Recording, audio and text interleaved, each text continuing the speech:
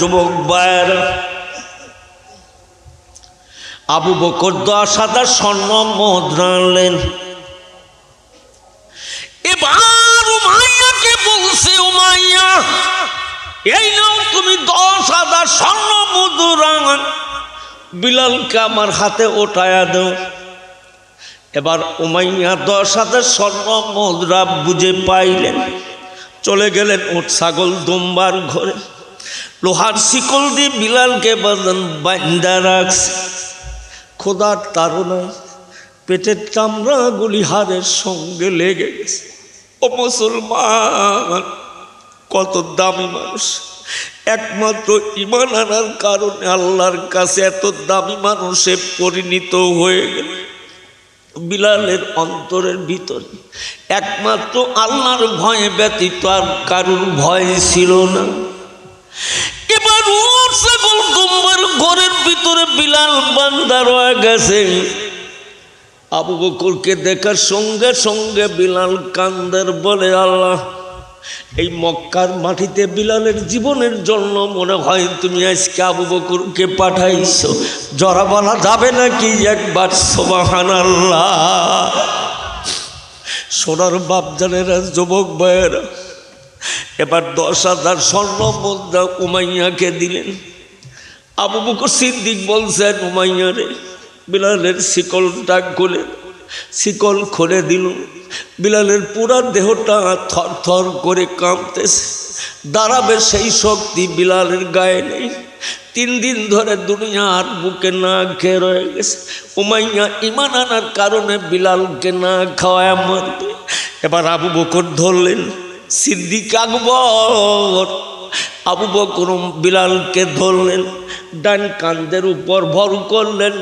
বিলাল এবার ঘর থেকে বের হইয়া নবীজির দরবারে হাঁটতে লাগলেন। বিলাল আমার নবীর দলের পক্ষে, আর উমাইয়া কিন্তু আবু জেহেলের দলের পক্ষে। ও মুসলমান, বদরের প্রান্তরে যখন 70 জন কাফের নেতা মারা গেল, আর 70 জন যখন বন্দী হয়ে গেল, এবার উমাইয়া বিলালের ভয়ে বদরের প্রান্তর দিয়ে দৌড়ায় আর পালায়। বদরের প্রান্তর দিয়ে দৌড়ায় আর বিলাল উমাইয়া পালায় যাচ্ছে। এবার সাহাবা আজমাইন বিলালকে ডাক দিয়ে বলছে, বিলাল রে, তোমার মনি উমাইয়া দেখো আজকে বদরের প্রান্তর দিয়ে পালায় যায়। ও বিলাল, তোমার জীবনের প্রতিশোধ আজ তুমি বদরের প্রান্তরে নিবে। আমার তাল্লিন আলামিন, দুনিয়ার নেতাদের কাছে আদর্শ পাবেন, কথা কয় না? সোনার বাপ জানেরা, যুবক ভাইরা, কষ্ট হচ্ছে। 12:30টার দিক মনে করে দিই ইনশাআল্লাহ। সোনার বাপ জানেরা, যুবক ভাইরা, এবার অধিকাংশই যুবক কিন্তু ইসলাম গ্রহণ করেছে। হাতিগারা যুব সমাজের উদ্যোগে কিন্তু আজকে কোরআনের মাহফিলের আয়োজন। সোনার বাপ জানেরা, যুবক ভাইরা, বিশ্বনবী মক্কা থেকে মদিনাতে হিজরত করবার পরে মদিনার মসজিদের নববীর মুয়াজ্জিন হলেন হযরতে বেলাল। কাকের চাইতে যার চেহারা খানা কালো ছিল। মদিনার মানুষগুলি বিশ্ব নবীকে বললেন, নবীজি মদিনাতে সুন্দর মসজিদ বানাইল, এই মসজিদের মুয়াজ্জিন কিন্তু বিলাল হয়েছে। ও মুসলমান, কাকের চাইতে খারাপ দেখা যায়। সাহাবীরা কমপ্লেন করলেন, নবী গো, বিলালের চাইতে কত উচ্চ বংশের সন্তানেরা কলমা পড়ে ঈমান আনছে। বিলালের জিহ্বা তুতলা আশহাদু আন্না মুহাম্মাদার রাসূলুল্লাহর জায়গায় আশহাদু আন্না মুহাম্মাদার রাসূলুল্লাহ উচ্চারণ হয়। সিনের পরিবর্তে বিলালের জিহ্বা দিয়ে সিন উচ্চারণ হয়ে যায়। বিলালকে আর কখনো আযান দেওয়া যাবে না। মদিনার মসজিদে নববীতে ইশারা নামাজ অন্তে নবীজি বেলালকে ডাক দিয়ে বললেন, বেলাল আসো, উলিল আমরি মিনকুম, নেতার আনুগত্য করা ফরজ। এবার নবীজি বলছেন, বেলাল রে, আগামী ফজর থেকে মদিনার মসজিদে নববী তার ফজরের আজান দিতে পারবে না। ও মুসলমান, নবীজি বলছেন আর কখনো কোনো দিন আজান দেওয়া যাবে না।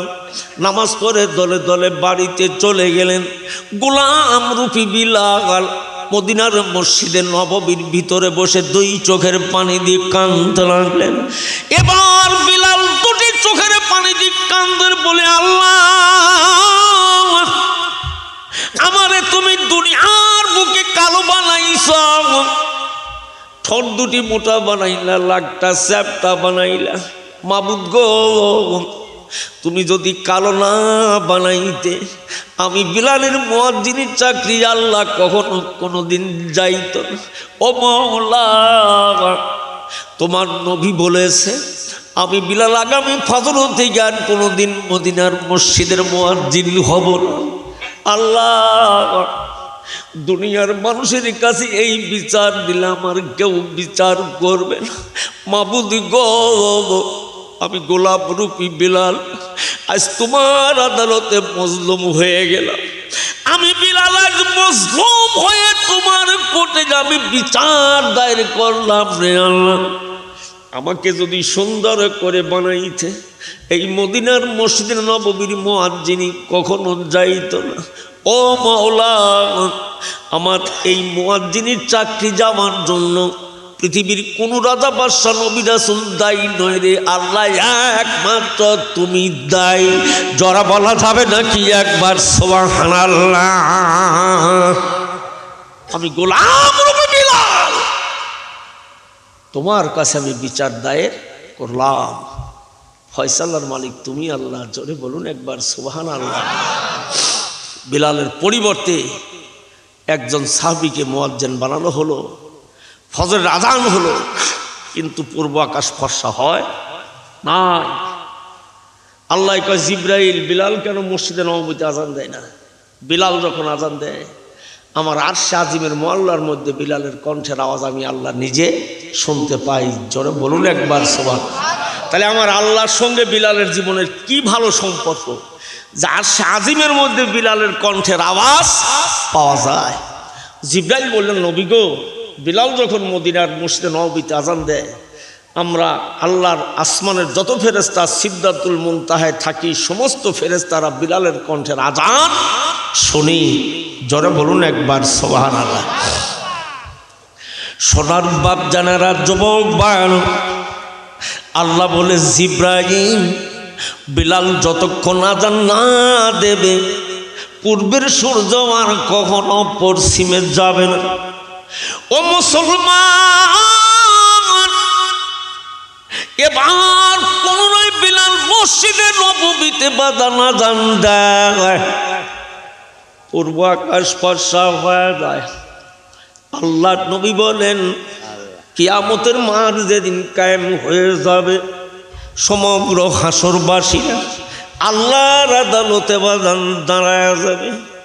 লক্ষ কোটি কোটি মানুষের ভিড় লেগে যাবে। আল্লাহ জিব্রাইলকে ডাক দি বলবে, জিব্রাইল, আজকের এই হাসরের ময়দান আমার বিলাল কোথায় আছে? ও জিব্রাইল, আমার বিলালকে খুঁজে বের করে আমি আল্লাহর কোর্টে দাঁড় করায়া দাও। জোরে কম সুবহানাল্লাহ। আল্লাহ রাব্বুল আলামিন নিজে জিব্রাইলকে বলবেন, জিব্রাইল, আমার বিলালকে তুমি আমার বিচার কোর্টে ডাক দাও রে জিব্রাইল। কিয়ামতের মাঠে বিলালকে জিব্রাইল খুঁজে বের করবে। আল্লাহর বিচারের কোর্টে যখন বিলাল দাঁড়ায়া যাবে আল্লাহ নিজ জবানে ঘোষণা করবে, বেলাল, দুনিয়ার জীবনে সর্বপ্রথম তুমি মুয়াজ্জিন রে বিলাল। ও বিলাল, আজকের বিচারের কোর্টে তুমি দাঁড়ায় আজান দিবে, সমগ্র হাসরের মানুষ বিলাল তোমার কণ্ঠে আজান শুনবে। জরা বলা যাবে নাকি একবার সুবহানাল্লাহ? তোমার কণ্ঠে গোটা হাসরের মানুষ বিলাল আজান শুনবে। ও মুসলমান, আল্লাহর নবী বলেন, আমার সমস্ত উম্মতগুলি জান্নাতে যাবার পরে আমি নবী সর্বশেষে আল্লাহর জান্নাতে যাব। আমি মোহাম্মদ বিন আব্দুল্লাহ সর্বশেষে আল্লাহর জান্নাতে যাব। আমি নবীর জান্নাতে যাওয়ার পূর্বে একজন মানুষ জান্নাতে যাবে। আমি নবীর জান্নাতে যাওয়ার পূর্বে একজন মানুষ জান্নাতে যাবে। আমি রহমাতাল লিল আলামিন যেই সোয়ারির উপর সোয়ার হয়ে জান্নাতে যাব, ওই সোয়ারির রশিটা ধরে টানবে আমার হযরতে বেলাল। আমি নবীর জান্নাতে যাওয়ার আগে আমার বিলাল জান্নাতে যাবে, এরপরে রহমাতাল লিল আলামিন জান্নাতে যাবে। জরা বলা যাবে নাকি একবার মারহাবা? ঈমান আনার কারণে একমাত্র দামি মানুষে বেলাল পরিণত হলেন, যার হাবশা দেশে বাড়ি ছিল। ও যুবকরা, বেলাল কিন্তু তোমাদের মতনই একজন যুবক মানুষ ছিলেন। ঈমান আনার কারণে এত দামি মানুষে আল্লাহর কাছে পরিণত হয়ে গেলেন। তোমরা যুবকরা যদি আল্লাহর ঘর মসজিদের সঙ্গে যদি ভালো সম্পর্ক তৈরি করো, তোমরাও একদিন বিলালের মতন দামি মানুষ আল্লাহর আদালতে হয়ে যাবে। আল্লাহ সকলকে তৌফিক দিক, জোরে কোন আল্লাহুম্মা আমিন। সোনার বাপ জানেরা, যুবক ভাইরা, অনেক কথা বাদান রে, এত কথা বলে কিন্তু শেষ করা যাবে না। ও মুসলমান, আল্লাহ প্রথমে পরীক্ষা করবেন ভয় দিয়া। আমিরুল মুমিনিন খলিফাতুল মুসলিমিন উমর অর্ধ পৃথিবীর কিন্তু বাজান প্রেসিডেন্ট। কথাটা যুবক ভাইরা ভালো করে শুনবেন।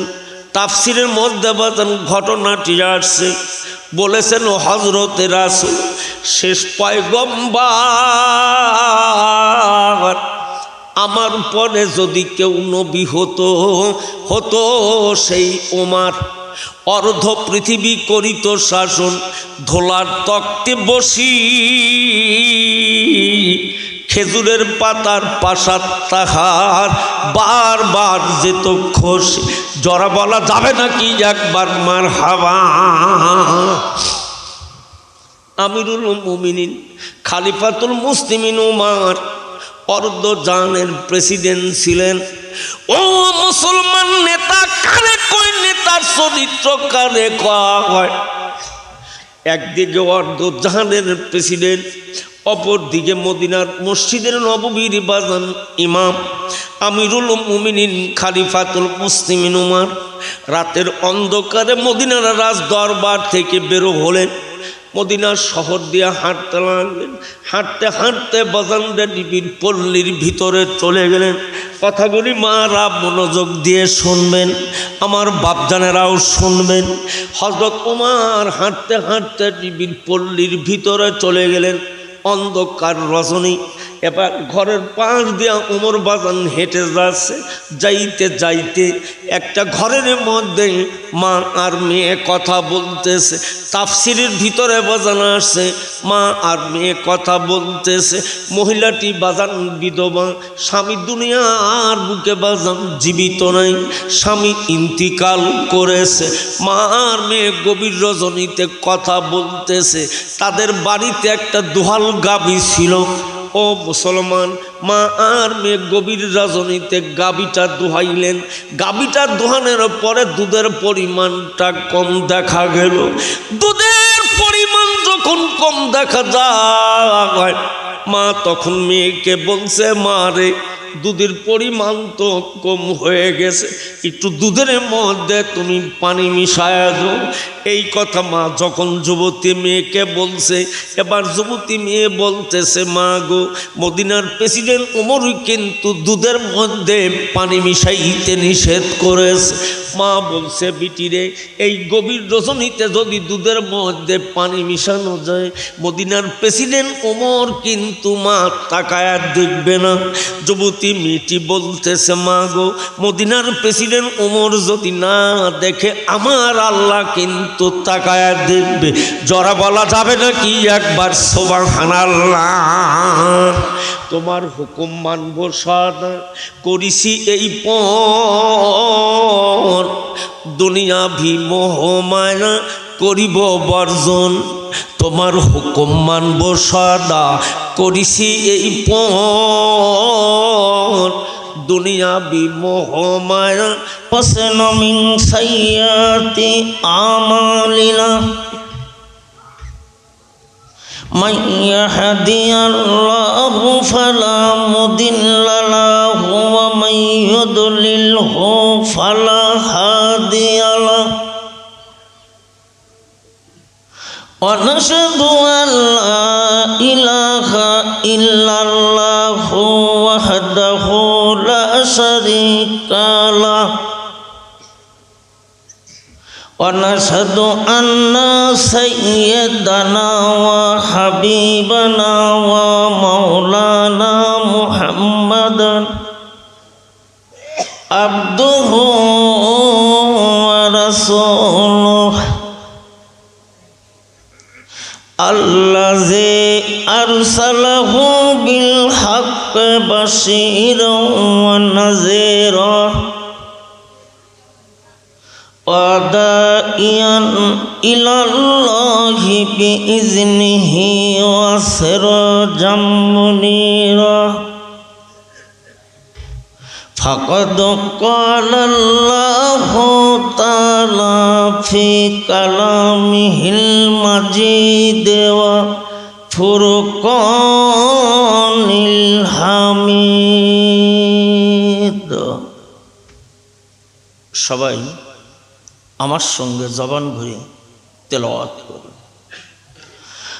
আউযু বিল্লাহি মিনাশ শাইতানির রাজিম। বিসমিল্লাহির রাহমানির রাহিম। ওয়ালানাবলুওয়ান্নাকুম বিশাইইম মিনাল খাউফি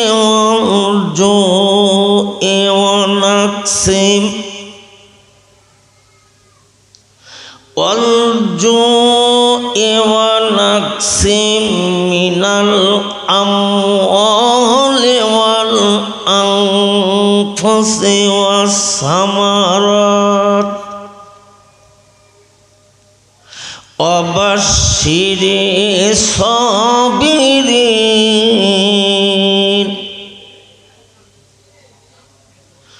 আল্লাযীনা ইযা আসাবাতুহুম মুসিবাহ ক্বালু ইন্না লিল্লাহি ওয়া ইন্না ইলাইহি রাজিউন।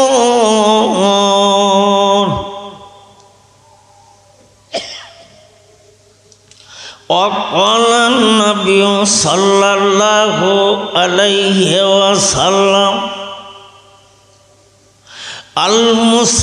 المسلمون أخو المسلم أو كما قال عليه الصلاة والسلام إن الله وملائكته يصلون على النبي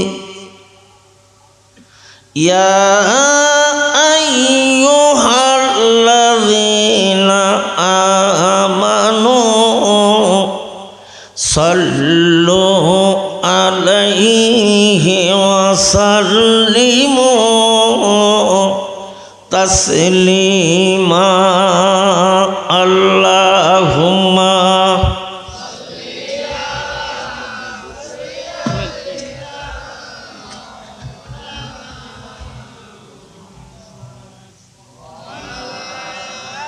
ইকোর সাথে তো বাজাইছে না, ইকো নাই তো যাও। আর একটু জোরে সোরে মহব্বতে পড়ুন আল্লাহুম্মা। একটু সাউন্ড তোমার, একটু সাউন্ড তোমার, একটু তোমার। আলা আলে সাইয়্যিদিনা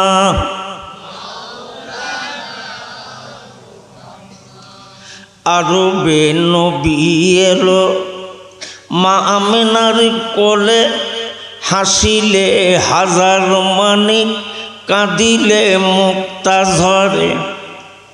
আরবে নবী এলো মা আমিনার কোলে, হাসিলে হাজার মানিক, কাঁদিলে মুক্তা ঝরে। দয়াল মাবুদ যার সখা, তার কিসের ভাবনা, আমার হৃদয় মাঝে কাবা, নয়নে মদিনা। আমার হৃদয় মাঝে কাবা, নয়নে মদিনা। আল্লাহুম্মা জোরে।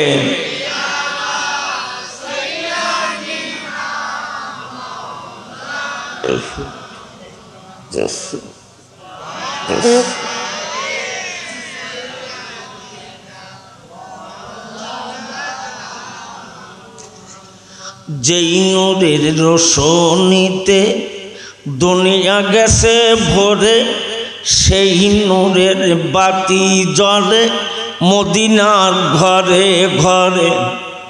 যেই নূরের রোশনীতে দুনিয়া গেছে ভরে, সেই নূরের বাতি জ্বলে মদিনার ঘরে ঘরে। দয়াল নবী যার সখা, তার কিসের ভাবনা, আমার হৃদয় মাঝে কাবা, নয়নে মদিনা। আমার হৃদয় মাঝে কাবা, নয়নে মদিনা। আল্লাহুম্মা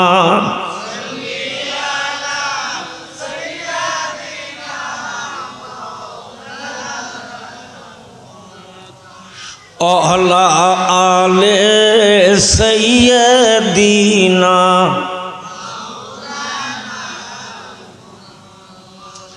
অন্ধকারে ডুবেছিল জাতি, ছিল না আলোর বাতি। বড় বড় তার চরম শিখরে পৌঁছে আরব জাতি। কন্যা জন্মে বেজার পিতা, খরিত নতুন গোর। মেয়ে জন্মে ব্যথিত অন্তর, কাঁদিত মায়ের মন। সেই যে কঠিন দুর্যোগ দিনে মোরা আল্লাহ আশীর্বাদ, ধরণীর কোলে পাঠিলেন রাসূল মুহাম্মদ। কালেমা লা ইলাহা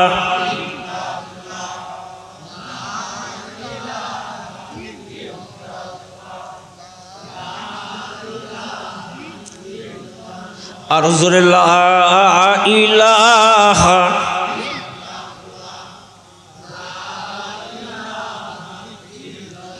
আর জোরে লা ইলাহা।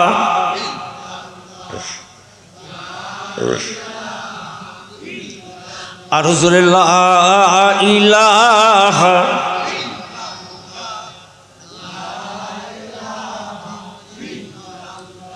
লা ইলাহা ইল্লাল্লাহু মুহাম্মাদুর রাসূলুল্লাহ। লা ইলাহা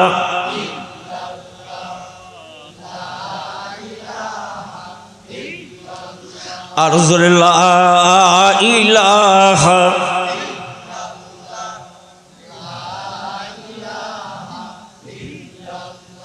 হারে এই কালে মার জপমালা, কাজে লাগিবে মরণ বেলায় এই কালে মার জপমালা কাজে লাগিবে মরণ বেলায় এই কালে মার রৌশনীতে কবর হবে উজালা লা ইলাহা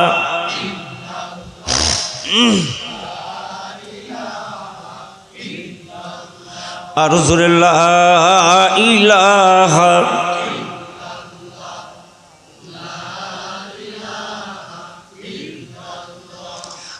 লা ইলাহা ইল্লাল্লাহু মুহাম্মাদুর রাসূলুল্লাহ সাল্লাল্লাহু আলাইহি ওয়াসাল্লাম। সম্মানিত উপস্থিতি, সদরে জালসার মাননীয় শ্রদ্ধেয় সভাপতি জনাব আলহাজ মোহাম্মদ আব্দুর রহমান সাহেব, পাত্র মাহফিল পরিচালনা করবেন হজরত মাওলানা সিদ্দিকুর রহমান সাহেব হাতিগাড়া। সার্বিক পরিচালনায় জনাব মোহাম্মদ হুমায়ুন কবির কামাল সাহেব হাতিগাড়া। উক্ত মাহফিলের সম্মানিত ওলামায়ে দ্বীন, সম্মানিত সুধীমণ্ডলী, পর্দার অন্তরালের মা ও বোনেরা, আসসালামু আলাইকুম ওয়া রাহমাতুল্লাহি ওয়া বারাকাতুহু।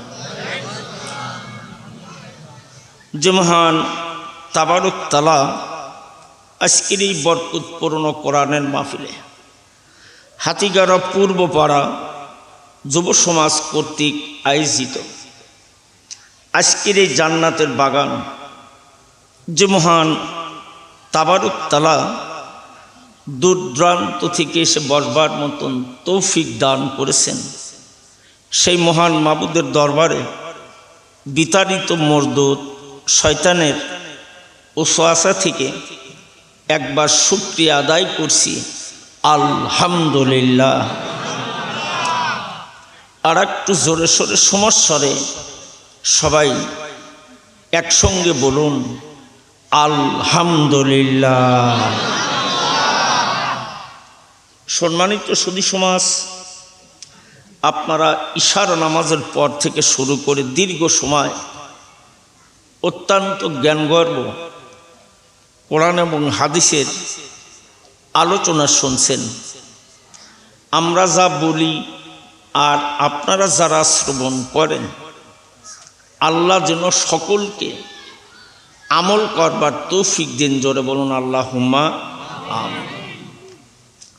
আমি আপনাদের সামনে কোরআনে কারিমের সূরাতুল বাকারা থেকে ছোট্ট কয়েক টুকরা আয়াতে কারিমা তেলাওয়াত করেছি।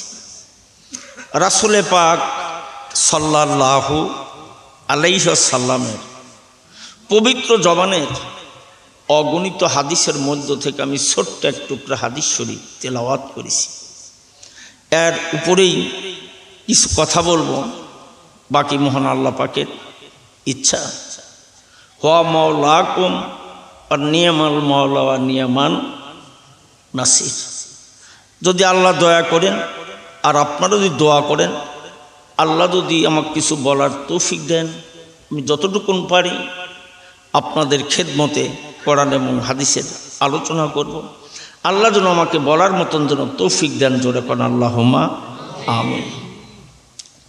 সম্মানিত সুধী সমাজ, আমি যে রুকুটির থেকে আয়াতে কারিমা আপনাদের সামনে তেলাওয়াত করেছি, সূরাতুল বাকারা মক্কি জিন্দিগিতে বিশ্বনবীর উপর আল্লাহ নাজিল করছে। নাজিলের প্রেক্ষাপটে এই সূরাটির মধ্যে 286টি আয়াতে কারিমা আছে আর 40টি রুকু আছে। জোরে বলুন একবার আলহামদুলিল্লাহ। আমি যে রুকুটির থেকে আয়াতে কারিমা আপনাদের সামনে তেলাওয়াত করেছি। এই আয়াতগুলি মাদিনী জিন্দিগিতে বিশ্বনবীর উপর আল্লাহ নাজিল করছেন। বিশ্বনবী মক্কি জিন্দিগিতে নবুয়তের দায়িত্ব পালন করেছিলেন 13 বছর, আর মাদিনী জিন্দিগিতে নবীজি নবুয়তের দায়িত্ব পালন করছিলেন 10 বছর। বিশ্বনবী যখন মক্কা থেকে মদিনায় হিজরত করলেন, হিজরতের পরে দ্বিতীয় হিজরিতে 17ই রমজান রোজ বুধবার বদরের প্রান্তরে মুসলমানদের প্রথম যুদ্ধ। কথা কার? আর একটু জোরে বলুন, আর একটু জোরে বলুন। আল্লাহ। 17ই রমজান রোজ বুধবার। মুসলমানদের সংখ্যা ছিল 313 জন। কতজন? 313 জন। আর কাফেরদের সংখ্যা ছিল 1000-এরও বেশি। কথা কার? 313 জন মুসলমান, তীর কম, তরবারি কম, সৈন্য কম। মদিনার মসজিদের নববীর মধ্যে বসে নবীজি কাঁদতেছেন, জাল্লাহ, ইসলামের প্রথম যুদ্ধ, তীর কম, সৈন্য কম, তরবারি কম, ফতিত্ব কালেমার পতাকা জমিনে কেমন করে আমি নবী ওড়াবো?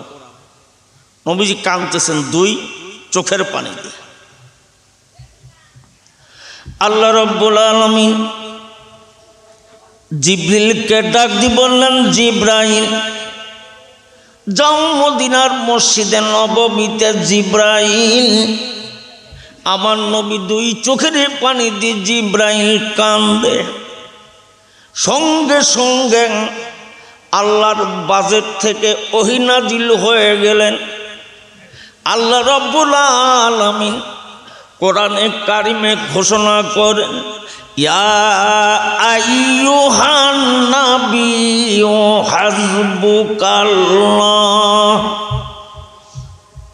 ওয়া মান ইত্তাবাকা মিনাল মুমিনিন। জোরে বলা যাবে নাকি একবার আল্লাহু আকবার? কথা কার? আল্লাহ। আল্লাহ বলছেন, হে নবী, ইয়া আইয়ুহান নাবিয়্যু হাসবুকাল্লাহ, আমি আল্লাহ কিন্তু আপনার জন্য যথেষ্ট। এ কথা কে বলছেন? আল্লাহ বলছেন যে নবী, আমি আল্লাহ কিন্তু আপনার জন্য যথেষ্ট। আর এই যে 313 জন মুসলমান দেখতেছেন, এ মুসলমান তো আপনার সঙ্গে আছেই। জোরে বলুন একবার সুবহানাল্লাহ। একজন মুসলমানও কিন্তু জান নিয়া বদর থেকে পলায়ন করবে না। সোনার বাপ জানারা, যুবক বায়না, নবীজি যখন 2 চোখ সাবিলিল্লাহি আমওয়াত বাল আহিয়া ওয়ালাকিন লা তাশউরুন। জোরে বলা যাবে নাকি একবার আল্লাহু আকবার? শাহাদাতের শানে এই আয়াতে কারিমা বদরের প্রান্তরে আল্লাহ নাজিল করলেন, ও নবী, যারা আমার জমিনে আমার দিনকে বাস্তবায়ন করার জন্য জীবন কুরবান করতেছে, এরা কিন্তু মরা মানুষ নয়। কথা কার? আল্লাহ। এরা কিন্তু জীবিত মানুষ। সোনার বাপ জানেরা, যুবক বায়না, এরা কিন্তু মরা মানুষ নয়, এরা হলো জীবিত মানুষ। 7 প্রকারের মানুষের কবরের মধ্যে কয় প্রকারের? 7 প্রকারের মানুষের কবরের মধ্যে মুনকির নেকির ফেরেশতা কিন্তু সওয়াল জবাব নেবে না। কিয়ামতের আগ মুহূর্ত পর্যন্ত মুনকির নেকির ফেরেশতা কবরের মধ্যে প্রবেশ করবে না। ও মুসলমান, যারা দেশকে ভালোবেসে জালেমের বিরুদ্ধে লড়াই করে জীবন কোরবান করে, তাদেরকে কিন্তু শহীদ বলা হয়। এই শুহাদাদের কবরের মধ্যে কিন্তু মুনকির নিকির ফেরেশতা যাবে না। 2 নম্বরে, যারা দুনিয়ার জীবনে আল্লাহর দ্বীনকে বাস্তবায়ন করার জন্য বিআমওয়ালিকুম ওয়া আনফুসিকুম, মালের জায়গায় মাল, জানের জায়গায় জান, আল্লাহর জমিনের দ্বীনকে বাস্তবায়ন করার জন্য জীবন কোরবান করে, ওই মানুষদের কবরের মধ্যে মুনকির নিকির ফেরেশতা যাবে না। ও মুসলমান, 3 নম্বর, এই পৃথিবীর জমিনে যারা প্রতিদিন ইশার নামাজ অন্তে, কোরআনে কারিমের মধ্যে সূরা মুলক আছে 29 পারাতে, এই কোরআনে কারিমের সূরা মুলক যারা নিয়মিতভাবে তেলাওয়াত করবে, কিয়ামতের আগ মুহূর্ত পর্যন্ত মুনকির নিকির ফেরেশতা কবরের মধ্যে কিন্তু প্রবেশ করবে না। জোরে বলা যাবে না কি একবার সুবহানাল্লাহ? আখেরাতের প্রথম মঞ্জিল কিন্তু কবর। আখেরাতের প্রথম মঞ্জিল কবর। কিয়ামতের মাঠ বহুত দূরে। কবরের আযাব থেকে যদি দুনিয়া থেকে বাঁচতে চান, তাহলে এই সূরা মুলক আপনি মুখস্থ করে নিন। যে আব্বাস রাদিয়াল্লাহু তাআলা আনহু আমার নবীর বিরুদ্ধে বদরের প্রান্তরে যুদ্ধ করেছিলেন, রাসূলের আপন চাচা হযরত আব্বাস রাদিয়াল্লাহু তাআলা আনহু বর্ণনা করেন, এই সূরা মুলক যারা নিয়মিতভাবে তেলাওয়াত করবে, কবরে দেওয়ার সঙ্গে সঙ্গে, মাটি দেওয়ার সঙ্গে সঙ্গে, কবরের পাশ থেকে সরে আসার সঙ্গে সঙ্গে আসমান থেকে রহমতের ফেরেশতা কবরের ভিতরে প্রবেশ করবে। কিয়ামতের আগ মুহূর্ত পর্যন্ত ডানা দিয়া কবরবাসীকে পাহারা দিতে থাকবে। কথা কার? আর একটু জোরে বলুন, আর একটু জবান ভরে বলুন।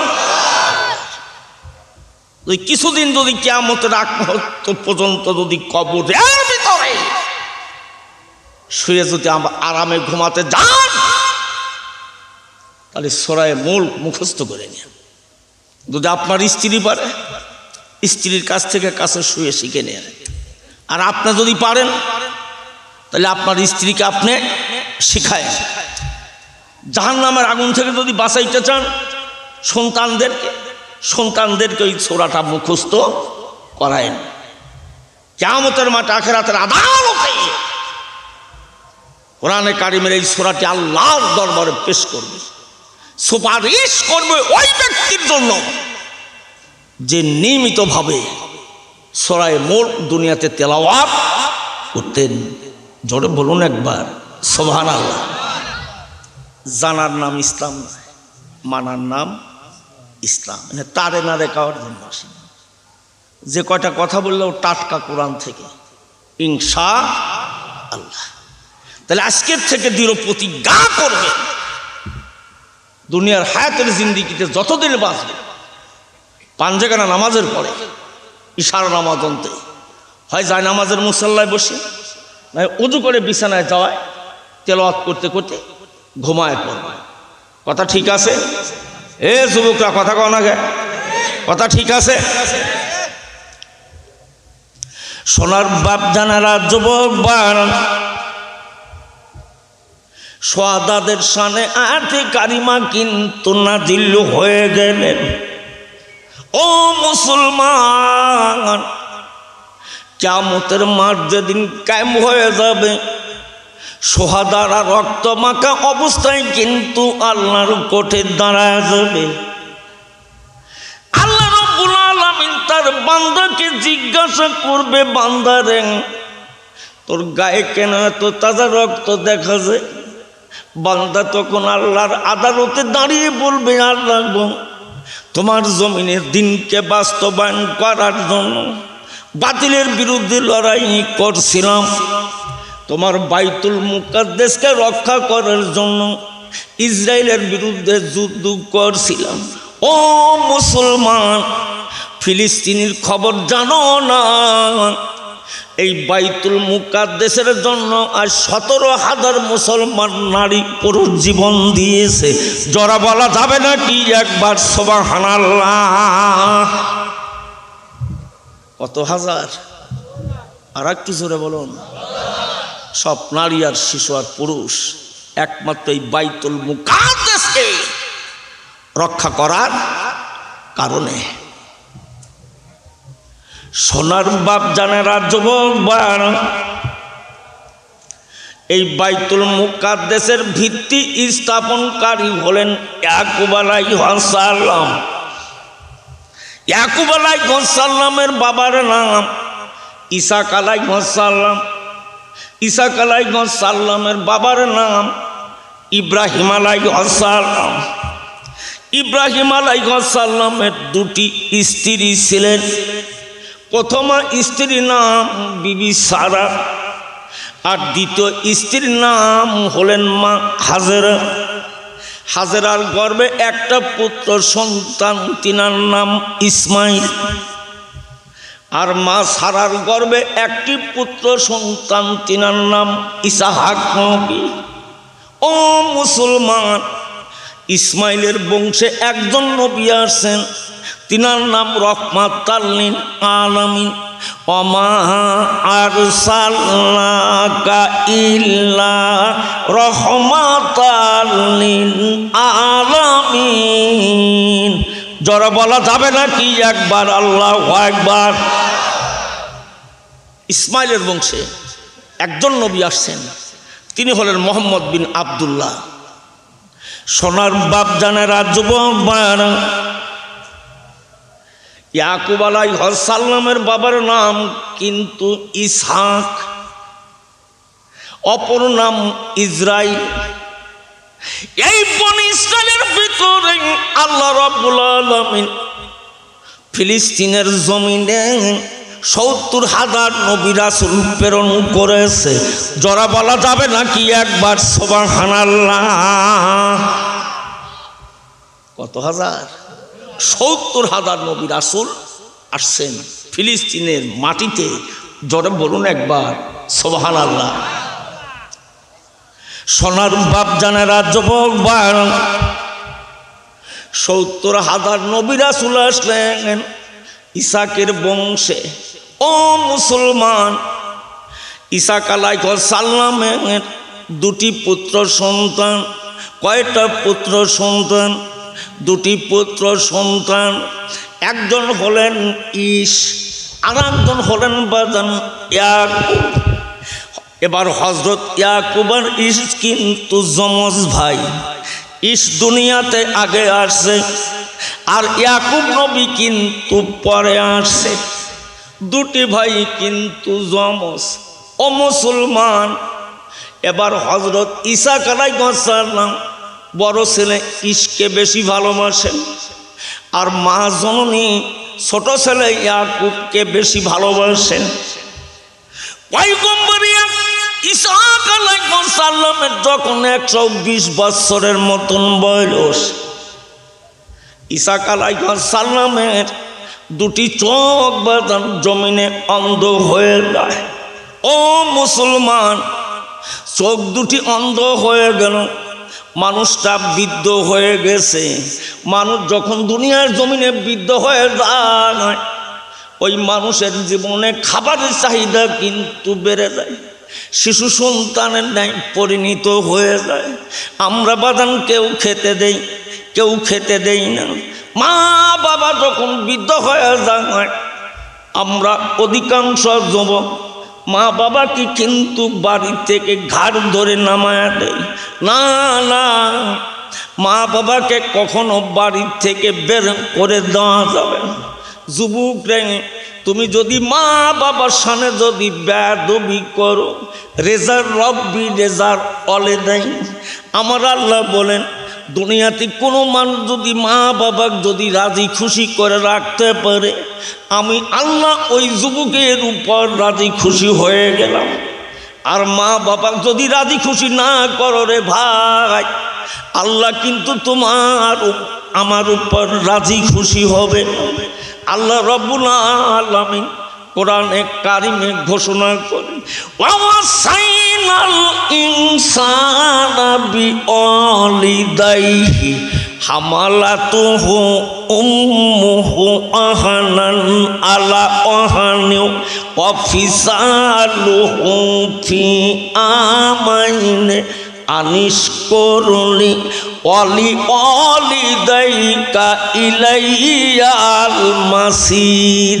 জোরে বলা যাবে নাকি একবার আল্লাহু আকবার? মা বাবা যখন উভয় বৃদ্ধ হয়ে যাবে, ওই মা বাবার প্রতি ইহসান করতে হবে, দয়া করতে হবে। আল্লাহ বলছে, বান্দারে আমার শুকর গুজার করবার পরে তোমাদের মা বাবার শুকরিয়া জমিনে আদায় করবে। আমি আল্লাহরই কাছে সন্তানের জন্য দোয়া করে, ওই দোয়া নাকি আমার আল্লাহ কখনো ফিরায় দেয়। তুমি আমার জন্য দুনিয়ায় একটু দোয়া করে দাও। ও মুসলমান, আমার আল্লাহকে সাক্ষী রেখে বলে গেলাম, মা বাবা যদি সন্তানের জীবনের জন্য যদি দোয়া করে, মা বাবার দোয়ার বিনিময়ে তামাম জীবনের গুনাহ আল্লাহ গুলো মাফ করে দেয়। জোরে বলা যাবে নাকি একবার সুবহানাল্লাহ? জান্নাতে যাবেন? জান্নাতে যেতে হলে নামাজের পরেই মা বাবার খেদমত করতে হবে, তাছাড়া আপনার বাঁচার কিন্তু রাস্তা নাই। সোনার বাপ জানেরা, যুবকবান পয়গম্বর ইসহাক আলাইহিস সালামের দুটি চোখ অন্ধ হয়ে গেছে। বড় ছেলের নাম ছোটটার নাম ইয়াকুব। বৃদ্ধ মানুষ, খাবার প্রতি তার জীবনের চাহিদা বেড়ে গেছে।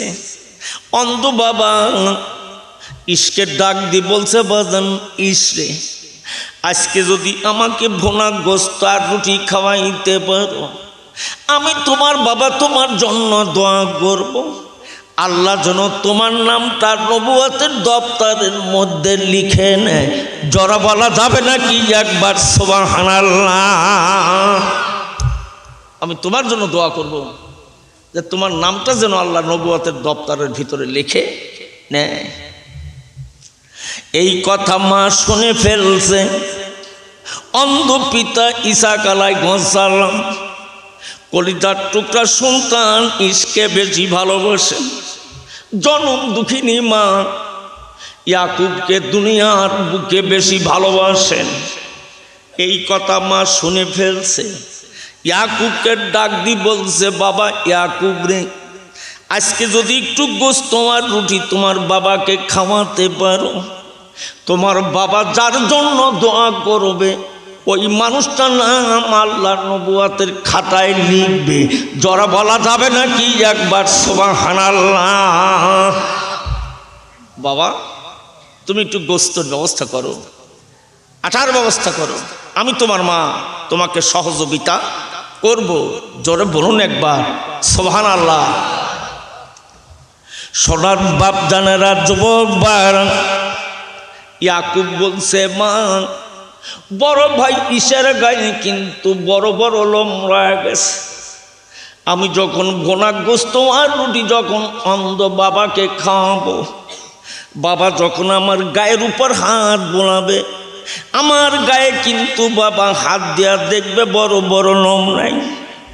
মা বলছে, বাবান রে, তুমি যে ছাগলটা জবহ করবে, গোস্তগুলি সুন্দর করে বানায় ছাগলের চামড়াটা আমার কাছে নিয়ে আসবে, আমি তোমার মা তোমাকে সহযোগিতা করব।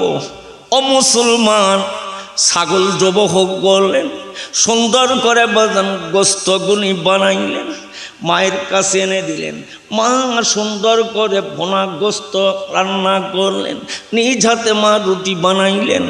মা বলতেছে, বাজান রে, তুমি ভুনা গোস্ত আর রুটি নিয়ে তোমার বাবার সম্মুখে বসে যাবে, তোমার বাবা তো চোখে দেখবে না। ইশ কিংবা ইয়াকুব, তুমি যখন বাবার কাছে বসবে, ছাগলের চামড়াখানা আমি তোমার গার উপর বিছায়া দেব। বাবা যখন গায়ের উপর হাত বোলাবে, তখন মনে করবে আমার বেটা ইশ আমার কাছে বসে রয়ে গেছে। ও মুসলমান, ইয়াকুব আলাইহিস সালাম চলে গেলেন বাবার সম্মুখে খাবার নিয়ে।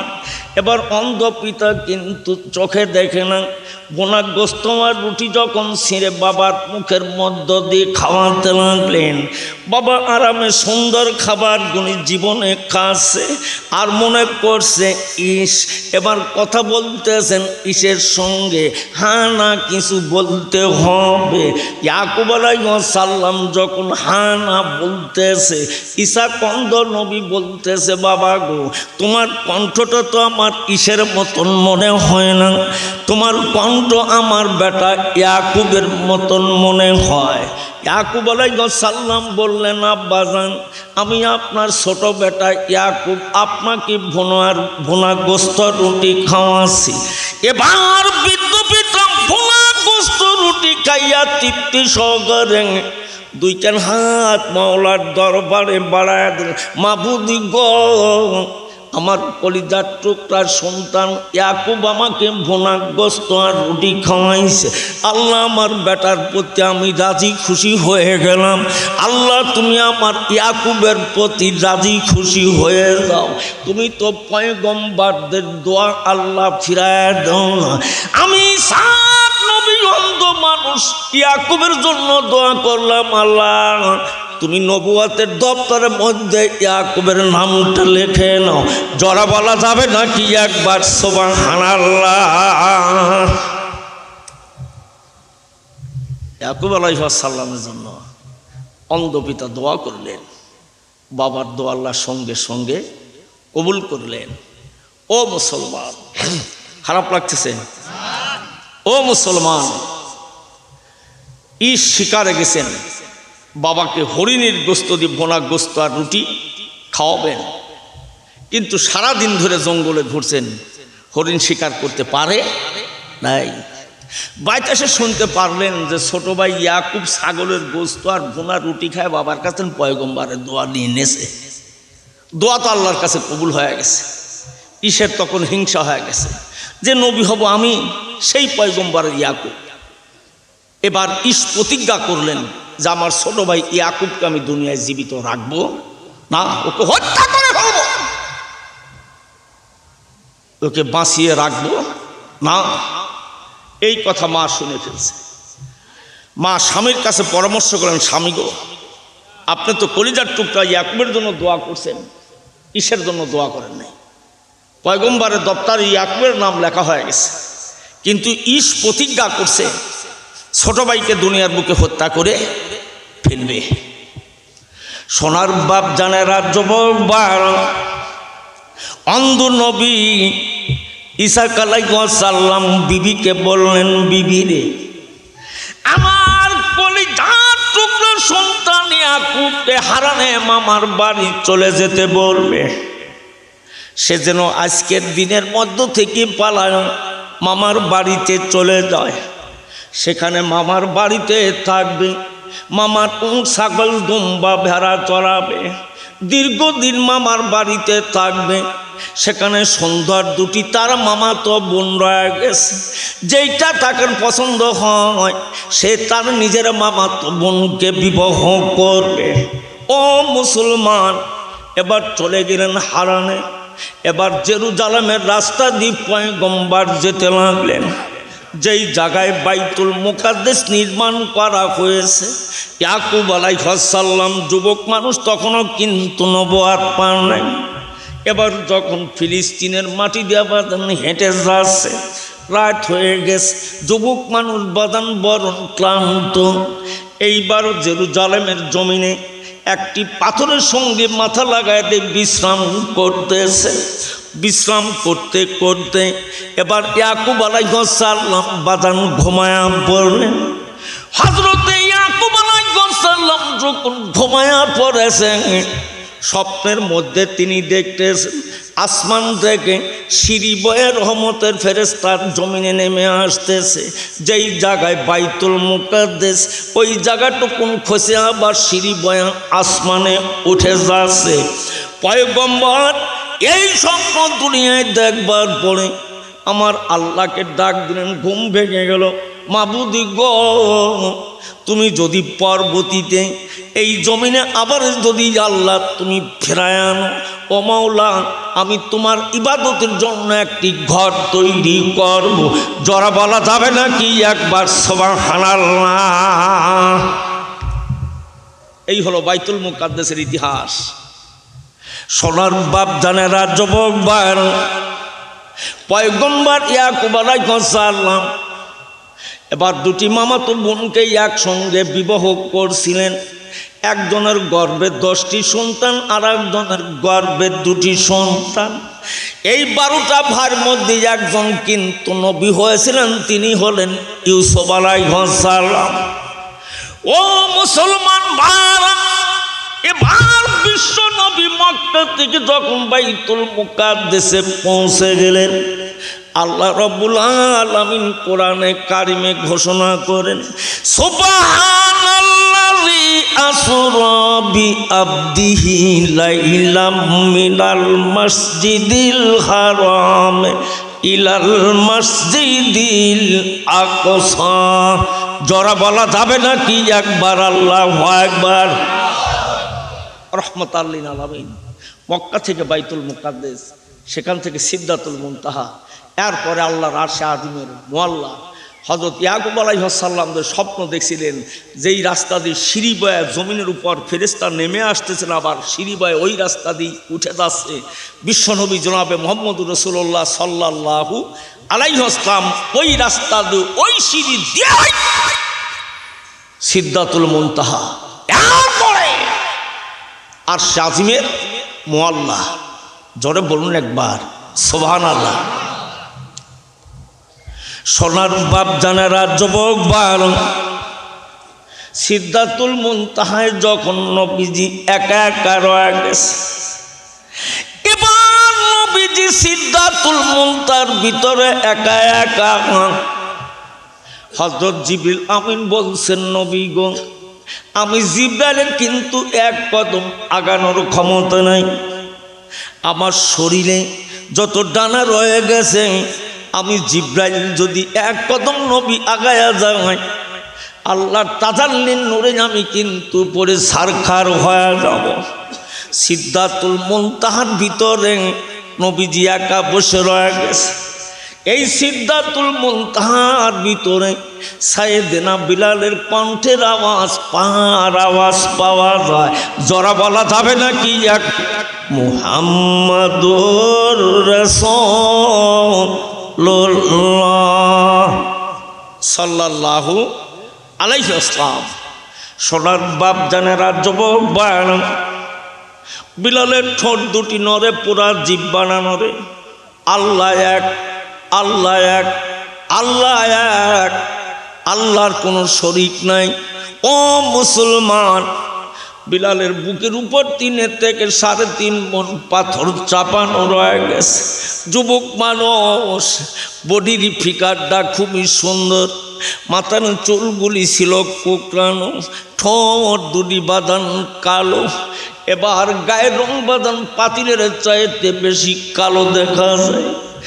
এবার বিলাল দুটি চোখের পানি দিয়ে কান্দে গভীর রজনীতে। আল্লাহ গো, ঈমান আনার কারণে এই নির্যাতন, এই নিপীড়ন আমি বিলালের জীবনে সইতে হয়। আল্লাহ রাব্বুল আলামিন কোরআনে কারিমে ঘোষণা করে, ওয়ালা নাবলুওয়ান্নাকুম বিশাইইম মিনাল খাউফি ওয়াল জুই ওয়া নাকসিম মিনাল আমওয়ালি ওয়াল আনফুসি ওয়াস সামারাত ওয়া বাশশিরিস সাবিরিন। জোরে বলা যাবে নাকি একবার আল্লাহু আকবার। সোনার বাপ জানেরা, যুবক ভাই, এই পৃথিবীর জমিনে যারা ইমানদার মোমেন হবেন, ইমানদার মোমেনদেরকে আল্লাহ প্রথমে পরীক্ষা করবে ভয় দিয়া, 2 নম্বরে পরীক্ষা করবে আল্লাহ খোদা দিয়া, 3 নম্বরে পরীক্ষা করবে আল্লাহ ধন সম্পদ দিয়া, 4 নম্বরে আল্লাহ পরীক্ষা করবে নিজের জান দিয়া, 5ম নম্বরে আল্লাহ আমাকে আপনাকে পরীক্ষা করবেন জমিনের ক্ষেত খামারের ফসল দিয়া। জোরে বলা যাবে নাকি একবার সুবহানাল্লাহ। সোনার বাপ জানেরা, যুবক ভাইয়েরা, এই পরীক্ষাগুলি যখন আমার আপনার জীবনে আসবে, ইমানদার মোমেনেরা কার কাছে সাহায্য চাইবে? আরো একটু জোরে বলেন, কার কাছে? একমাত্র আল্লাহর কাছে। অবাশিরি সাবিরিন, ইমানদার যারা মোমেন হবেন দুনিয়ার কোনো বাতিলের কাছে সাহায্য চাইবে না, একমাত্র আমার মওলার কাছে সাহায্য চাইবে। ইয়াকা নাবুদু ওয়া ইয়াকা নাস্তাইন, আল্লাহ গো আমি তোমারই দাসত্ব করি, তোমারই গোলামি করি, একমাত্র আল্লাহ আমি তোমার কাছে সাহায্য চাই। আল্লাহ রাব্বুল আলামিন কোরআনে কারিমে ঘোষণা করেন, ইয়া আইয়ুহাল্লাযীনা আমানুস্তাঈনু বিস-সাবরি ওয়াস-সালাহ ইন্নাল্লাহা মা'আস-সাবিরিন। জরা বলা যাবে নাকি একবার আল্লাহু আকবার? সোনার বাপ জানেরা, যুবক ভাইয়েরা, ইমানদার যারা মোমেন হবেন তারা কিন্তু ধৈর্যর মাধ্যমে সাহায্য চাইবে। আগে ধৈর্য, পরে কিন্তু নামাজ। কোরআনে কারিমের মধ্যে আল্লাহ ধৈর্যের কথা 90 জায়গায় বলছেন, আর নামাজের কথা কিন্তু আল্লাহ 82 জায়গায় বলছেন। এরপরে আল্লাহ ইমানদারদের সম্পর্কে বলছেন, ইন্নাল্লাহা মা'আস-সাবিরিন। জরা বলা যাবে নাকি একবার আল্লাহু আকবার? আল্লাহ রাব্বুল আলামিন কোরআনে কারিমের ভিতরে ঘোষণা করেন, নিশ্চয়ই নিশ্চয়ই আমি আল্লাহ ধৈর্যশীলদের সঙ্গে আছি। জরা বলা যাবে নাকি একবার সুবহানাল্লাহ? সোনার বাপ জানেরা, রাত যখন গভীর হয়ে যাচ্ছে, বিলাল দুটি চোখের পানি দিয়ে কান্দার বুকটা ভিজায় দেয়। আল্লাহ গো, ইব্রাহিম নবীর জন্য যদি নমরুদের আগুন যদি জান্নাতের বাগান হয়, ও মাওলা, বিলালের বুকের পাথরখানা তুমি কি তোলার চাইতে নরম বানাইতে পারো না? আল্লাহ রাব্বুল আলামিন জিবরিলকে ডাক দিয়ে বলছে, জিবরাইল যাও, আমার বিলাল দুই চোখের পানি দিয়ে কান্দে রে জিবরাইল, আমি আল্লাহ রাব্বুল আলামিন বিলালের বুকের পাথরখানা তোলার চাইতে মক্কার মাটি নরম বানাইলাম। জরা বলা যাবে নাকি একবার সুবহানাল্লাহ? আল্লাহুম্মা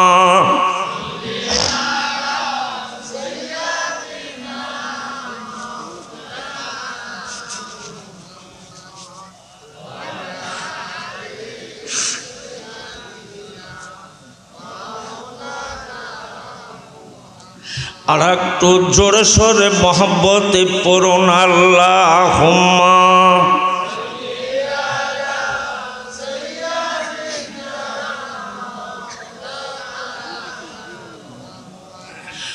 আলা আলে সাইয়্যিদিনা।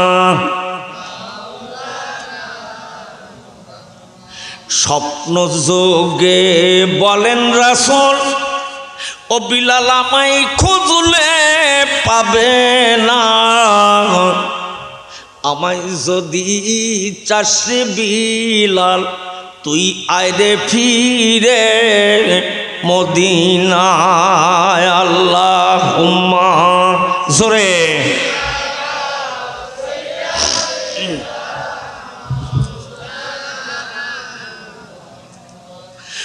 আলা আলে সাইয়্যিদিনা।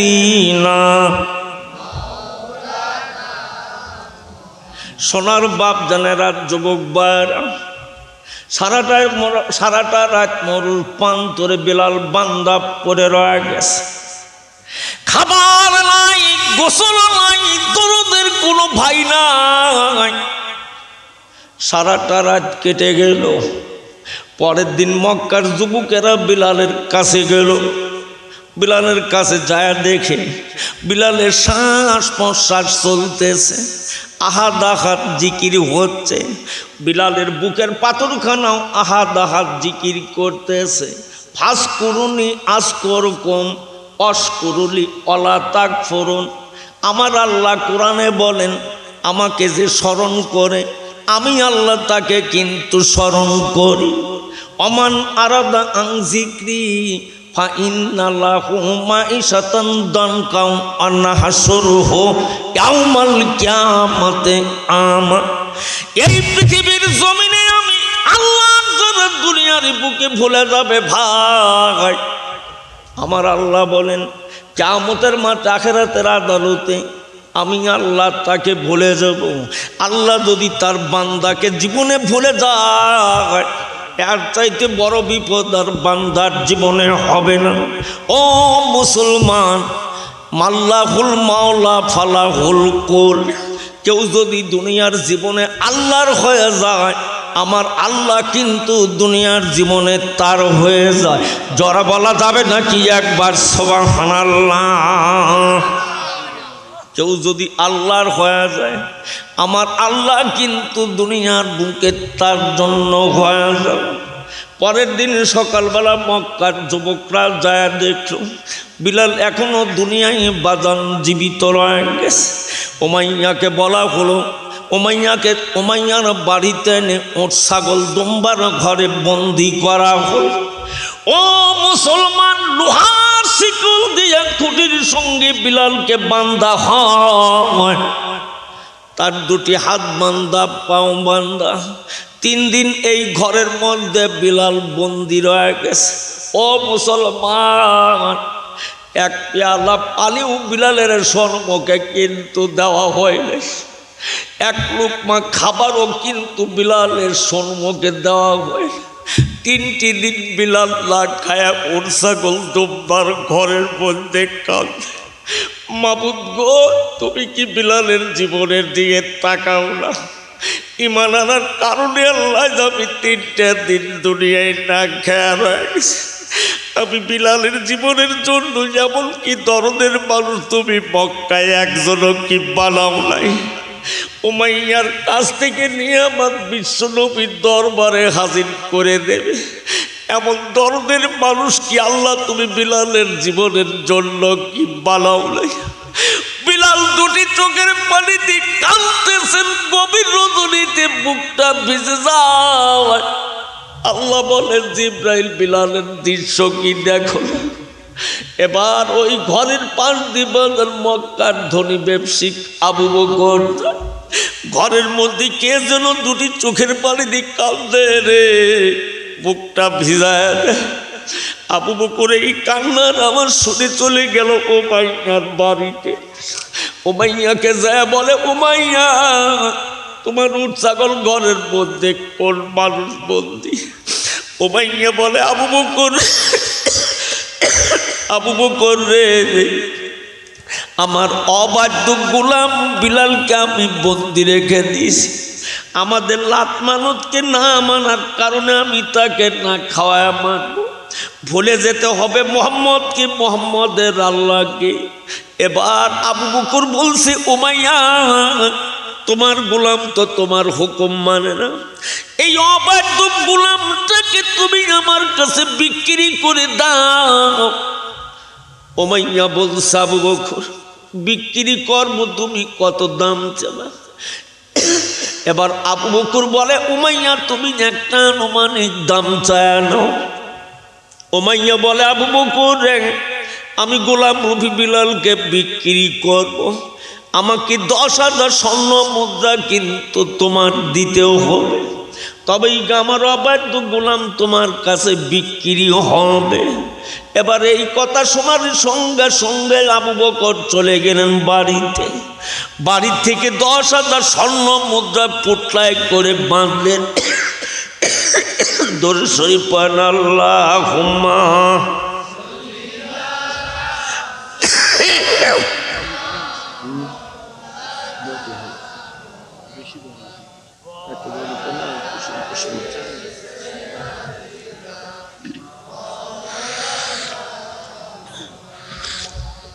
আর একটু জোরে সোরে মোহাম্মতে পড়ুন আল্লাহুম্মা।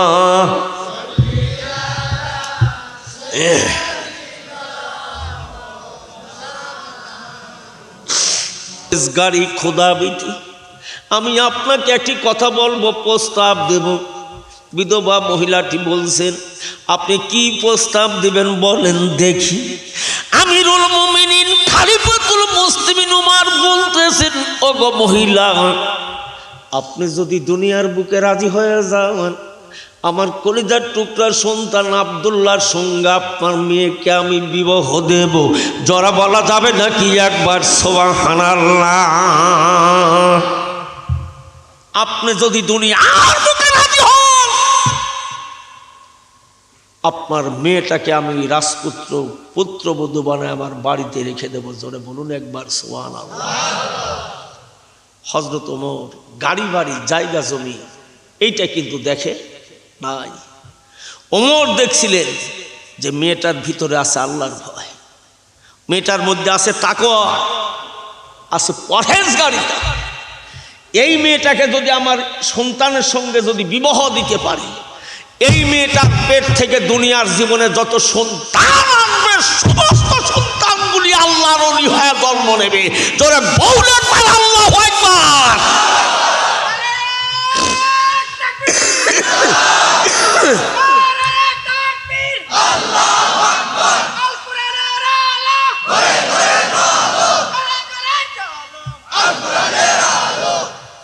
ও মুসলমান, আমরা তো তাকওয়া দেখব না, আমরা পরহেজগারিতা দেখব না, আমরা দেখব ফেসবুক খুলে যে কোন মেয়েটা সুন্দর, ওর মোবাইল নাম্বার আছে, ও খোঁজ করি। ও তো ফেসবুক মার্কা হবি, কোথায় ব্রাহ্মণবাড়ি আর কোথায় পাবনা, ফেসবুকে পরিচয় চলে আসতেছে সরাসরি আপনার বাড়িতে। একবার যদি বাড়িতে এসে কোনো মেয়ে উঠে পড়ে অনশন ধর্মঘাত করে, তুমি যদি আমাকে বিবাহ না করো, তোমার বাড়িতে আমি তোমার সামনেই বিষ খায়া, কথা কয় না কে? ফেসবুক চালা, নাম্বার খোঁজ নিয়ে দেহ, মোবাইল করে দেহ, বাদ যেদিন এসে উঠবি তোমার কিয়ামত বানা হালা দিবে। আখেরাতের কিয়ামত দুনিয়াতেই তোমাকে বানা হালাবে। যুবকটা নামাজ বাদ দিয়ে সারাদিন তোমরা ওইটা টাচ করে ভালো আছে, এখনো জীবনের সময় আছে, তওবা করে স্যালেন্ডার করে আল্লাহর কাছে ফিরে আসো। আদর্শবান চরিত্রবান মেয়ের আজও পরিমাণ দাম আছে। যে মেয়েটা তাহাজ্জুদ গুজারি, যেটা মেয়ে পর্দা বেশি, যুবকরা ওর কাছেই যেতে পারে, ওর কাছেই যেতে পারবো না। তুমি যেরকম ল্যাবেন্ডিস মার্কা, ওইটাই তুমি পাবে। তুমি কি ভালোটা পাবে? ওই ডানি ভাই আকাম কুকাম করে এসে তোমার কাছে ধরা দিবি, কথা কয় না। যুবক, তুমি নামাজি হও, তুমি নামাজি হও, তবেই গা তোমার কপালে একটা নামাজি নিয়ে জুটবে। তুমি যদি দিনদার মোমেন যদি না হও, তুমি মোমেনা মেয়েকে কখনো দুনিয়াতে খুঁজে বের করতে পারবা না। তোমার বিয়ের বয়স হলে তুমি খোঁজো কয় লাখ দিবে, কয় লাখ আসি বাড়ি, তুমি লাখের চিন্তা করো। হ্যাঁ, গাড়ি বাড়ি কয়টা আছে, একটা মেয়ে কার আছে সেই দিয়ে খোঁজ। আমরা যুবকরা তাই খুঁজি না। ওমর অর্ধধানের প্রেসিডেন্ট, গাড়ি বাড়ি জায়গা জমি দেখে নাই, দেখছিলেন মেয়েটার আদর্শ চরিত্র। ইসলামের পঞ্চম খলিফার নাম আব্দুল আজিজ রহমাতুল্লাহ আলাই। আব্দুল আজিজের বাবার নাম আব্দুল্লাহ, আব্দুল্লাহর বাবার নাম ওমর, ওমরের বাবার নাম খাত্তাব।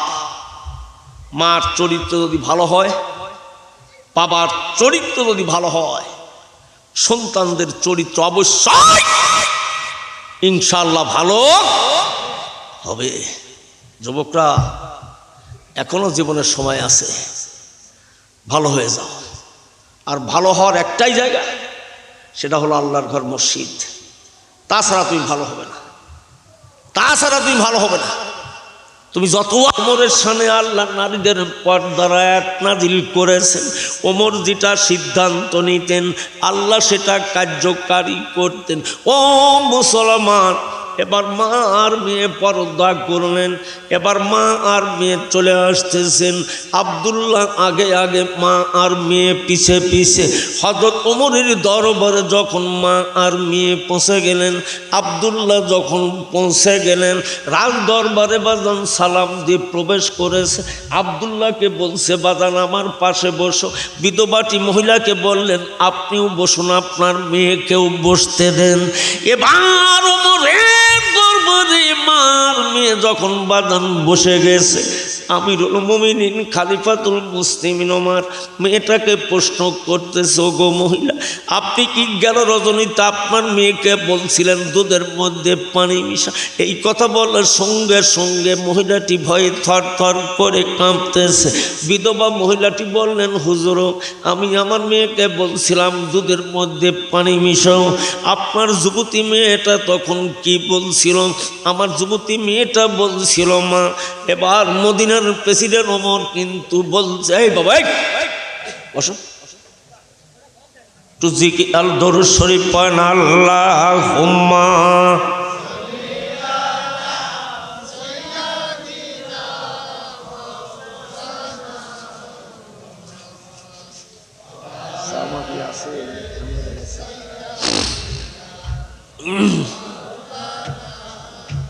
আর একটু জোরে সোরে মোহাব্বতে পড়ুন, আল্লাহুম্মা।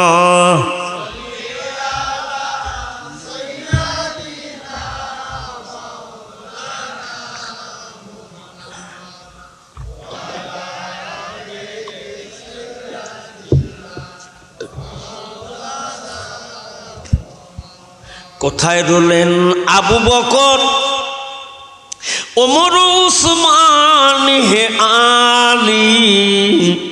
তোমাদের বিহনে আজকের ইসলাম মদিনার বুকে যাই চলে, আল্লাহুম্মা।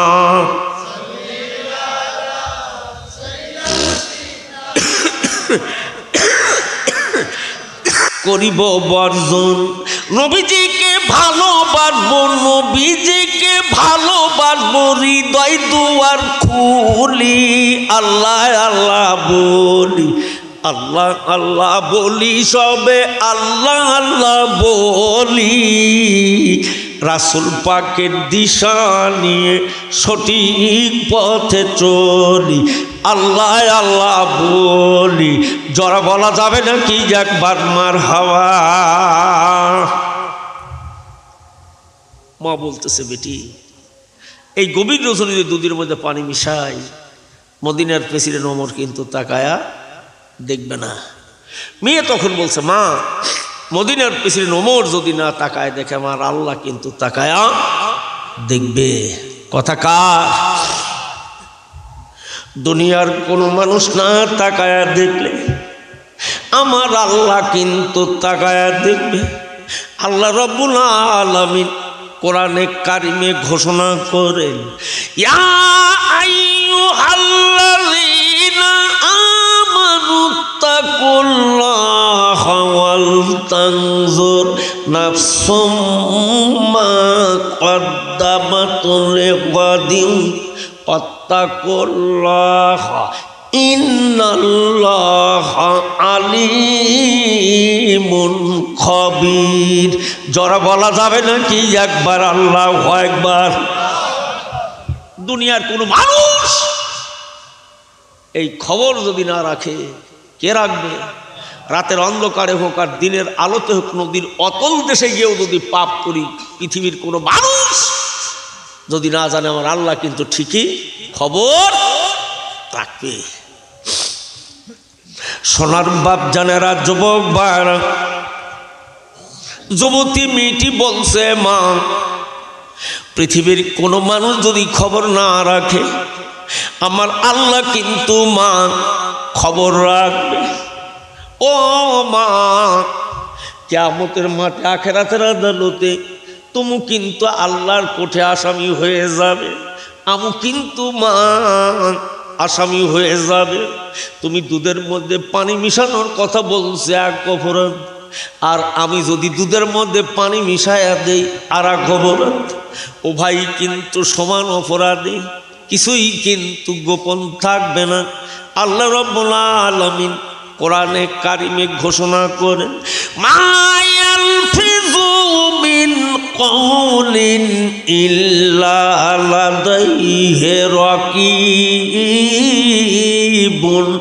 আতীদ। জরা বলা যাবে নাকি একবার আল্লাহু আকবার? সোনার বাপ জানেরা, যুবক ভাইয়েরা, সেদিন কিন্তু কিছুই গোপন থাকবে না, সব কিন্তু প্রকাশ পাওয়া যাবে। যুবতী মেয়েটি বলছে, মা দুধের মধ্যে কিন্তু পানি মিশানো যাবে না। মদিনার প্রেসিডেন্ট ওমর ন্যায় বিচারক নিজের সন্তান আবু শামার বিরুদ্ধে মদের অভিযোগ যাওয়ার কারণে নিজে হাতে চাবুক মারতে মারতে সন্তান শহীদ হয়ে গেল। জান্নাতুল বাকি কবরস্থানে দাফন কাফন করে ওমর কবরের উপর সন্তানের চাবুক মারলেন, জানে দুনিয়ার মানুষ যেন না বলতে পারে ওমর ন্যায় বিচারক বাদশা ছিল না। আমি ওমরের বিরুদ্ধে যদি দুনিয়ার মানুষ যদি অভিযোগ চালায়, কিয়ামতের মাঠে আখিরাতের আদালতে আল্লাহর কোঠে আমি ওমর আসামি হয়ে যাব। জরা বলা যাবে নাকি একবার সুবহানাল্লাহ? বিচার করা কারে কয়? ও মুসলমান, আমি আপনাদের খেদমতে আরজ করে বলতেছি, আমিরুল মুমিনিন খলিফাতুল মুসলিমিন ওমর এই কথাগুলি রাতের অন্ধকারে দাঁড়াইয়া শুনলেন। চলে গেলেন মদিনার মসজিদে নববীতে। এবার তাহাজ্জুদের নামাজে ওমর দাঁড়িয়ে গেলেন। এবার তাহাজ্জুদের নামাজ পড়ে ওমর দুটি হাত উঠে আল্লাহর কাছে কান্দেন চোখের পানি দিয়ে, মাবুদ গো, আমাকে তুমি অর্ধজাহানের প্রেসিডেন্ট বানাইছো। আমি কোরআন দিয়ে আল্লাহ সমাজ ব্যবস্থা পরিচালনা করি। আমার দেশের জনগণ তোমার উপর ঈমান আনছে। ঈমান আনবার পরে একমাত্র তোমাকে ছাড়া কাউকে ভয় করে না। আল্লাহ রাব্বুল আলামিন কোরআনে কারিমে ঘোষণা করেন, ওয়ালাউ আন্না আহলাল কুরআমানু ওয়াত্তাকাউ লাফাতাহনা আলাইহিম বারাকাতিম মিনাস সামাই ওয়াল আরদ। জরা বলা যাবে নাকি একবার আল্লাহু আকবার? আমিরুল মুমিনিন খলিফাতুল মুসলিমিন ওমর রাতের অন্ধকারে দুটি হাত বিছায় কান্দার বলে, আল্লাহ, আমি দেশের প্রতিনিধি, আমার দেশের জনগণের জন্য দোয়া কর। মাবুদ গো, আসমান থেকে জমিন পর্যন্ত আমার দেশের জনগণের জন্য আল্লাহ তুমি বরকতের দরজা খুলে দাও। জরা বলা যাবে নাকি একবার আল্লাহু আকবার? দেশের পূজা দেওয়ার জন্য রাতের অন্ধকারে কাঁদতেছেন, আল্লাহ, আসমান থেকে শুরু করে জমিন পর্যন্ত আমার দেশের জনগণের জন্য আল্লাহ তুমি রিজিকের দরজা খুলে দাও। আমাদের দেশে রিজিকের দরজা খুলছে, পিজির দাম 100 টাকা। কথা কয় না? ঠিক, হ্যাঁ, ঠিক বুঝবি কি আমাদের মাঠে দিন এইরকমই যাবিল, ধরা একদিন দিতেই। কথা কার? আইনামা তাকুনু ইউদরিকুমুল মাউতু ওয়ালাউ কুনতুম ফি বুরুজিম মুশাইয়াদা। ও হাতিগারার মানুষ, মনে করো না আজরাইল দেখবি না? তুমি পৃথিবীর যেই প্রান্তরে যাও না কেন, সেই প্রান্তরেই আজরাইল তোমার সামনে হাজির হয়ে যাবে। জোরে বলুন একবার সুবহানাল্লাহ। সেদিন কোথায় যাবে? সেদিন আর পলানোর জায়গা থাকবে না। তুমি যে দলেরই নেতা হও, যে দলেরই কর্মী হও, বাঁকা লোহা সোজা হয় ভাই কাপড়ে পুরালে।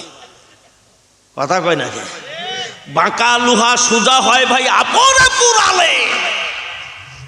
তেরি মানুষ সোজা হয় ভাই গেলে মাটির কবরে। তুমি যেদিন কবরের প্যাসেঞ্জার হবা, সেই দিন বুঝবা যে মাসের আজ কয়দিন যাবি কবরের ভিতরে। দুটি ফেরেশতা আসবে, অন্ধ, কানেও শোনে না, চোখেও দেখে না, খালি পিটপি, খালি পিটপি। একবারে বাঁচার একটাই রাস্তা, ওই যে কোরআন শরীফের সূরায়ে মুলক, মনে আছে? কথা কয় না। এই এতক্ষণ ধরে ওয়াজ শুনতেছে, এই ওয়াজ ওই তারে নারে শোনোগা বক্তালি এসে। বর্তমান বাংলাদেশের বক্তা আর মমতাজের পর্যন্ত কোনো পার্থক্য নাই। পার্থক্য আছে। মমতাজ গান কয়াটে হেলে 70-80 হাজার টাকা। এদেশের বক্তারা ওই মঞ্চে এসে মমতাজের গান কাও 70-80 হাজার টাকা আছে। কথা ঠিক না বে ঠিক? ও মিয়া, কিয়ামতের মাঠে বক্তারও জবাবদিহি করতে হবে, আর যে দাওয়াত দিলে তারও জবাবদিহি করতে হবে। বলে যা আজকে সোজা আলে যা, আর সোজা যা, এই দেখ জাহান্নামের। তোকে আমি গান করার জন্য মঞ্চে পাঠাইছিলাম, তোকে আমি এলেম দিছিলাম হেদায়েতের উদ্দেশ্যে। আর বক্তারা মঞ্চে উঠি মমতাজের গান 2-4 জন গান মুহস্ত করে এসে গান করে 80,000 লিয়ে বাইর যাচ্ছি। 1,000 না ফরাদার না 20,000 টাকা দাও। কথা কয় না। আজ 30 বছর এই মাঠে বাস করতেছি। আজ থেকে 30 বছর আগের মুরব্বীরা যারা বাগাবাড়ি গেছিলেন সাইদি সাহেবের মঞ্চে আমি কিন্তু ছিলাম।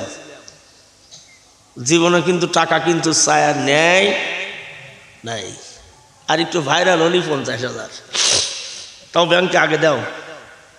তারপরে ওয়াজ শোনো আর না শোনো সেটা তোমাদের ব্যাপার। আমার মাল আমি ঠিকই পাইছি। কথা কয় না। সোনার বাপ জানেরা যুবক বাড়ান, অতিরিক্ত কথা কিন্তু বাজান বলবো না। এবার হযরত ওমর কথাগুলি ঘরের পাশে দাঁড়ায় শুন। মদিনার মসজিদে নববীতে ইমাম ফজরের আযান হলো। হযরত ওমর ইমামতি করবেন, ইমামতির মুসাল্লায় দাঁড়িয়ে গেল। আমিরুল মুমিনিন খলিফাতুল মুসলিমিন ওমর ডানে বামে বাজন সালাম ফিরলেন। নামাজ সমাপ্ত হয়ে গেল। সাহাবীরা দলে দলে যার যার মতন কাজে বের হয়ে গেল। হযরতে ওমর রাজ দরবারে গেলেন। কলিজার টুকরার সন্তান আব্দুল্লাহকে তালাশ করলেন। বড় বেটার নাম হযরতে আব্দুল্লাহ। আব্দুল্লাহকে তালাশ করে রাজ দরবারে ডাকলেন। এবার বাবা বলছে ওমর বলছে, আব্দুল্লাহ, আমি গভীর রজনীতে মদিনার রাজ দরবার থেকে বেরো হইয়া আমি নিবিড় পল্লীর ভিতরে গেছিলাম। বাবা গো, ওই নিবিড় পল্লীর ভিতরে একটা বিধবা মহিলা আছে। ওই বিধবা মহিলাটির একটা সুন্দর যুবতী মেয়ে আছে। ওই বিধবা মহিলাটিকার সুন্দর মেয়েটাকে ওমর রাজ দরবারে হাজির করবে। আমিরুল মুমিনিনের নির্দেশ চলে গেলেন। আব্দুল্লাহ তালাশ করতে করতে বিধবা মহিলাটির বাড়ি পেয়ে গেলেন। এবার ঘর দরজার সম্মুখে দাঁড়ায় সালাম জানালেন, আসসালামু আলাইকুম ইয়া আহলাল বাইতি। ভিতর থেকে সালামের জবাব আসলেন। আব্দুল্লাহ বলতেছেন, ওগো মহিলা, আমি মদিনার প্রেসিডেন্ট ওমরের দরবারের প্রতিনিধি। আপনাকে আর আপনার যুবতী মেয়েটাকে ওমরের দরবারে যেতে হবে। আব্দুল্লাহ যখন ওমরের নাম নিয়েছে, মেয়েটা ভয় থর থর করে কাঁপতে লাগলেন। আল্লাহ গো, গেল রজনীতে আমার মেয়েকে বলছিলাম দুধের মধ্যে পানি মিশাও। মদিনার প্রেসিডেন্ট ওমর এই খবর রাতের বেলায় কেমন করে জানলো?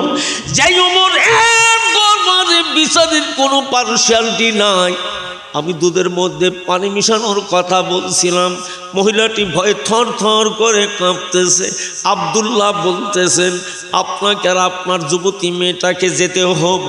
ও মুসলমান, এবার মা আর মেয়ে বাজান পর্দা করলেন যে ওমরের শানে আল্লাহ মদিনার মসজিদে নববীতে পর্দার আয়াত নাজিল করছেন। ওয়াকারনা ফি বুয়ুতিকুন্না ওয়ালা তাবাররাজনা তাবাররুজাল জাহিলিয়াতিল উলা। জরা বলা যাবে নাকি একবার আল্লাহু আকবার? সোনার বাপ জানেরা, যুবক ভাইয়েরা, যেই